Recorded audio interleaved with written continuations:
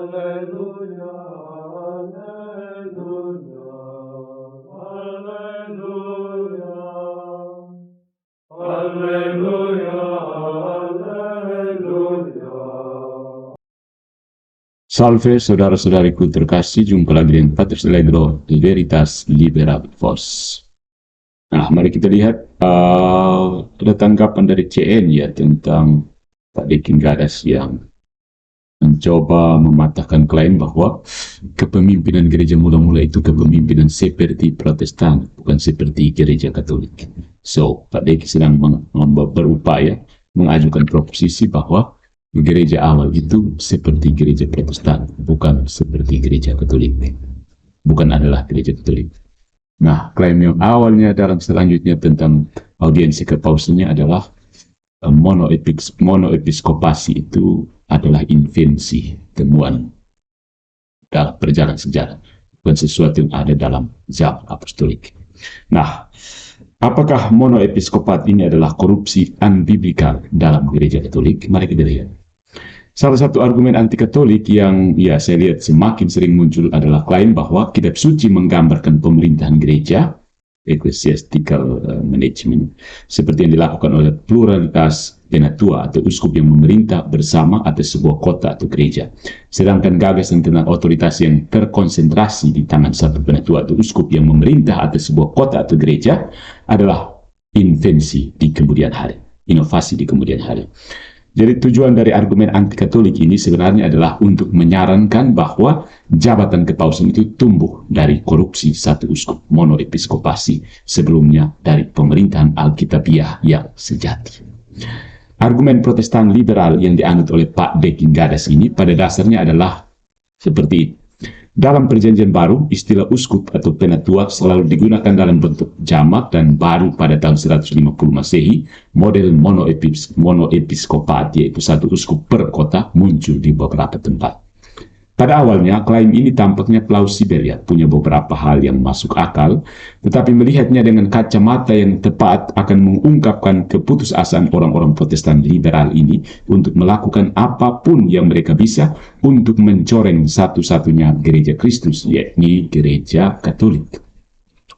Hal pertama yang saya perhatikan tentang argumen anti-Katolik ini adalah bahwa dia mengklaim bidat besar ini muncul terlambat 75 tahun setelah para rasul meninggal, sekitar tahun 150 Masehi. Jadi tidak mungkin kesalahan signifikan seperti itu akan muncul sejak awal hanya untuk diterima secara universal bahkan oleh para bapak gereja yang agung dan tidak ada yang menentangnya.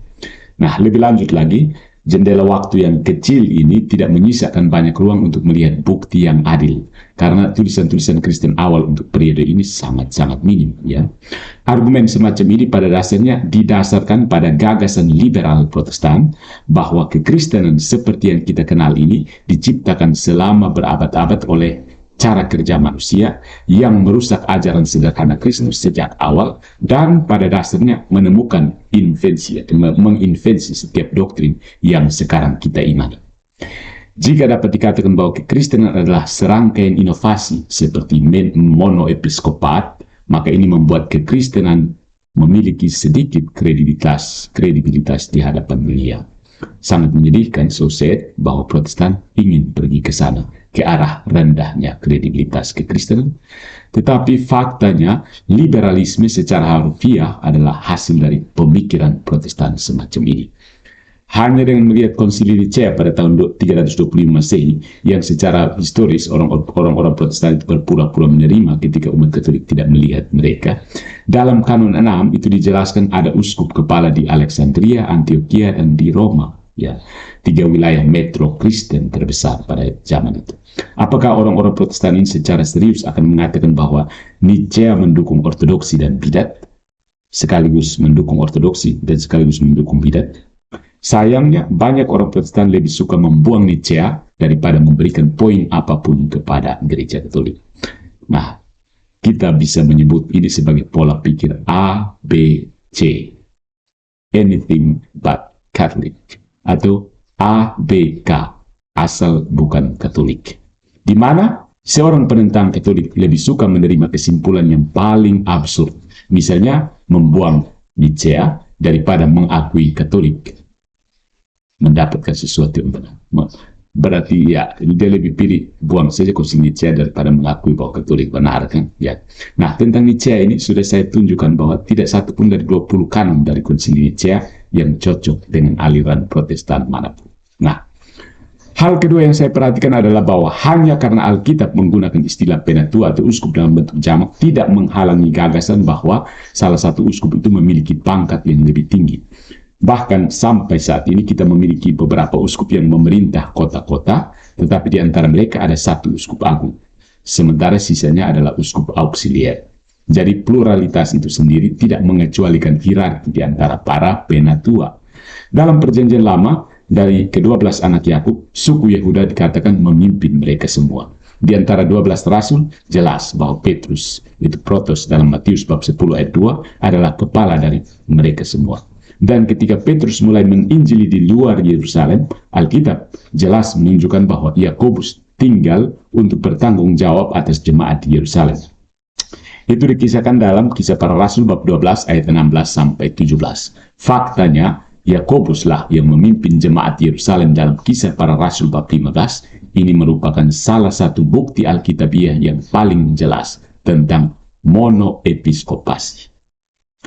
Dan ketika kita beralih ke korespondensi pribadi Santo Paulus kepada Timotius dan Titus, jelas bahwa Paulus melihat dirinya di atas Timotius Titus, dan jelas bahwa Paulus melihat Timotius Titus di atas pendeta-pendeta lainnya. Seperti yang aku dorong kepadamu ketika aku pergi ke Makedonia, tetaplah di Efesus agar kamu dapat memerintahkan orang-orang tertentu untuk tidak mengajarkan doktrin yang berbeda. 1 Timotius bab 1 ayat 3. Dan nasihatkan dan tegurlah dengan segala otoritas. Janganlah seorang pun mengabaikan kamu. Titus bab 2 ayat 15 dan bab 1 ayat 5. Apakah ini jenis pembicaraan yang menunjukkan bahwa Timotius Titus hanyalah salah satu dari banyak penatua? Kita tahu bahwa sudah ada banyak penatua atau uskup di Efesus dan bahwa Paulus memperingatkan tentang munculnya uskup jahat. Kisah Para Rasul bab 20 ayat 29 sampai 30. Jadi, gagasan Paulus ingin Timotius secara khusus tetap berada di sana untuk menjaga orang-orang tetap berada di dalam jalur iman. Ini cukup signifikan. Bahkan, Paulus mengatakan kepada Timotius, jangan mengakui tuduhan terhadap seorang penatua kecuali dengan bukti 2 atau 3 orang saksi. 1 Timotius bab 5 ayat 19. Ayat ini dengan jelas menunjukkan bahwa Timotius bertugas menghakimi penatua atau uskup yang tidak mungkin terjadi jika semua penatua atau uskup itu setara. Bahkan, kita melihat bahwa Yohanes harus menegur Diotrefes yang memimpin sebuah gereja, dan bukan karena bertanggung jawab, tetapi karena kepemimpinannya yang jahat. 3 Yohanes bab 1 ayat 9 sampai 10. Nah, untuk menyimpulkan bukti Alkitab singkat yang telah kita bahas ini, mari kita pertimbangkan apa yang Yesus katakan kepada Yohanes dalam Wahyu bab 1 ayat 20.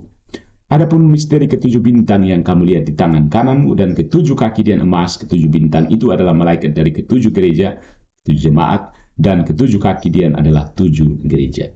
Dalam Wahyu bab 2 sampai 3, Yesus memberitahu Yohanes apa yang harus dikatakan kepada tanda petik malaikat ini dengan masing-masing malaikat memerintah gereja kota besar termasuk Efesus, di mana Yesus memberikan peringatan atau berkat kepada malaikat-malaikat yang memimpin gereja-gereja ini. Meskipun pada awalnya mungkin terlihat seperti malaikat ini adalah makhluk roh yang biasa kita pikirkan, faktanya adalah kata Yunani atau Ibrani untuk malaikat adalah istilah yang lebih umum untuk utusan, biasanya ditunjuk oleh Tuhan. Bahkan istilah malaikat adalah cara lain untuk merujuk pada imam-imam Tuhan.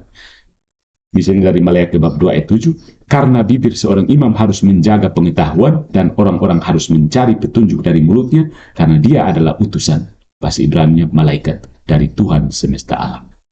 Dan pertimbangkan, apakah masuk akal bagi Yesus untuk berbicara kepada malaikat yang belum jatuh dari surga, yang tidak memimpin gereja di bumi, memperingatkan mereka untuk berperilaku atau dihukum? Tidak juga ya. Bukti di sini dengan jelas menunjukkan bahwa 7 malaikat dari 7 jemaat adalah pemimpin atau uskup dari gereja-gereja kota ini. Dan demikian, ini adalah contoh lain yang jelas dari monoepiskopat selama zaman apostolik. Terakhir, mari kita melihat secara singkat beberapa kesaksian gereja awal tentang masalah ini, dimulai dengan Santo Ignatius dalam suratnya yang terkenal kepada gereja di Smyrna. Janganlah seorang pun melakukan apapun yang berhubungan dengan gereja tanpa uskup. Biarlah itu dianggap sebagai ekaristi yang tepat, yang dilaksanakan baik oleh uskup atau oleh orang yang telah dipercayakannya. Dimanapun uskup akan muncul, di sana biarlah orang banyak juga berada, bahkan seperti dimanapun Yesus Kristus berada, di situ ada gereja Katolik.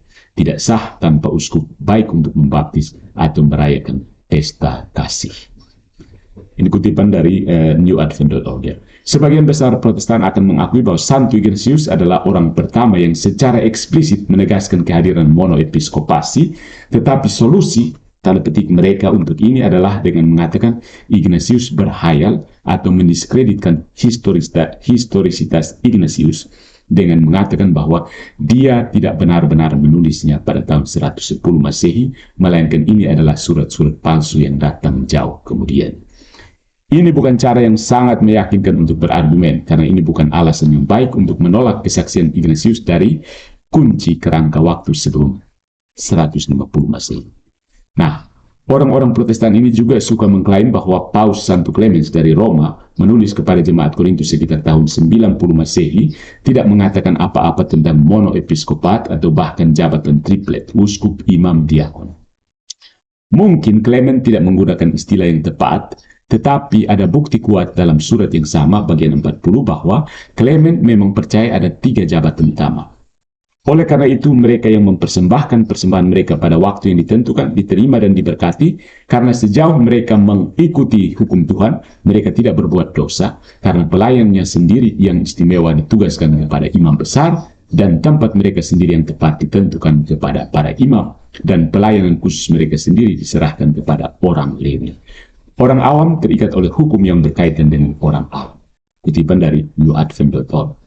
Clement di sini menunjukkan bahwa di dalam jemaat terdapat 3 jabatan dan seorang awam, seorang imam besar, uskup, para imam, dan orang Lewi, diaken.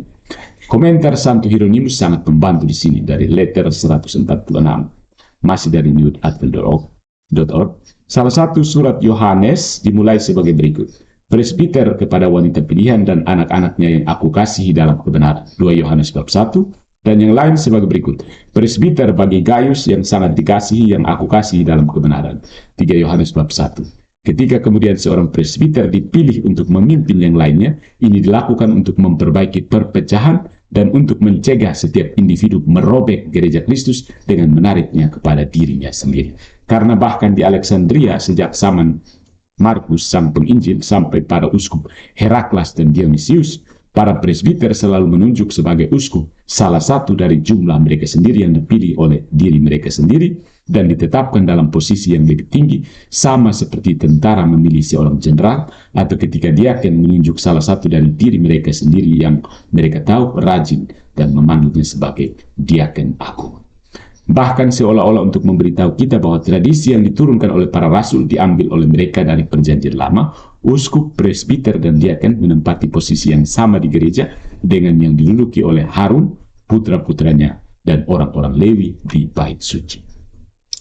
Hal ini menegaskan dari seorang dokter gereja apa yang pada dasarnya telah disajikan. Sini kita bahas bersama di sini.